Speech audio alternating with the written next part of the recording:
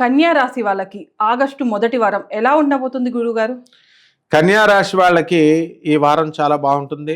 వీళ్ళక్కడ ఉన్నటువంటి గ్రహస్థితిని బట్టి మనకి సప్తమ స్థితిగతుడైనటువంటి రాహువు, షష్టమ స్థితిగతుడైనటువంటి శని, జన్మంలో కేతువు, రవి శుక్రులిద్దరూ కర్కాటక రాశి, బుధుడు మనకి సింహ రాశి, కుజ గురులు భాగ్యములో ఈ విధమైనటువంటి గ్రహస్థితి ఉండడం వలన చాలా బాగుంటుంది కన్యారాశి వారికి.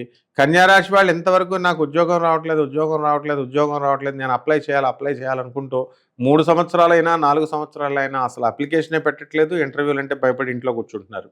అటువంటి వాళ్ళు డేర్ అండ్ డాషింగ్ లాగా వెళ్ళి చక్కగా అప్లై చేసుకోవడం, ఉద్యోగాలు తెచ్చుకోవడం అనేటటువంటిది క్షణంలో జరిగిపోతూ ఉంటుంది.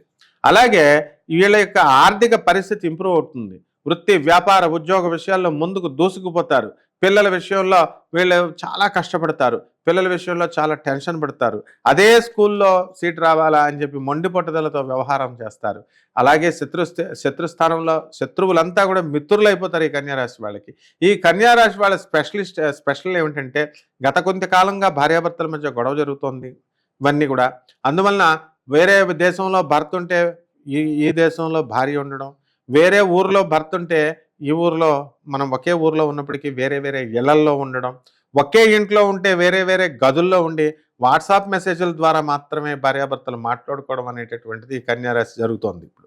అటువంటి వాళ్ళందరికీ ఫుల్ స్టాప్ పడుతూ భార్యాభర్తల మధ్య మరి చెప్పేటటువంటి పెద్ద మనుషుల మాట వినాలా, లేదా పోలీస్ ఆఫీసర్ల మాటలు వినాలా, లేకపోతే లాయర్లు చెప్పినటువంటి లర్న్డ్ కౌన్సిల్స్ మాట వినాలా, లేదా ఆనరబుల్ జడ్జెస్ మాట వినాలా? వినకపోతే ఈ కన్యారాశి వాళ్ళ జీవితం విడిపోవడమే అవుతుంది భార్యాభర్తలు. కాబట్టి రైతులు కూడా బ్రహ్మాండంగా సంపాదిస్తారు, చక్కగా వాళ్ళ అప్పులు తీరుస్తారు. ఈ యొక్క కన్యారాశి వాళ్ళకి చేసినటువంటి అప్పులు కూడా కన్యారాశి వాళ్ళు తీరుస్తారు.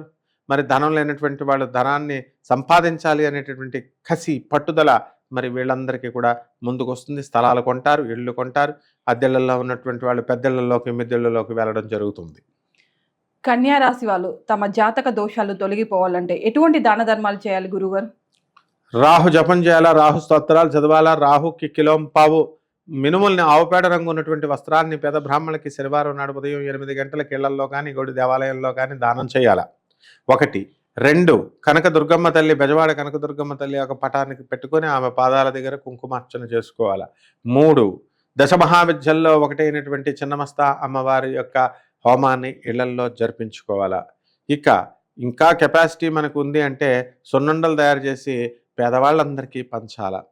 ఈ విధంగా కనుక చేసినట్లయితే వీళ్ళ దోషాలు ముందుకు పోయి చక్కగా వీళ్ళ జాతకం ముందుకు వెళ్ళిపోతుందమ్మా.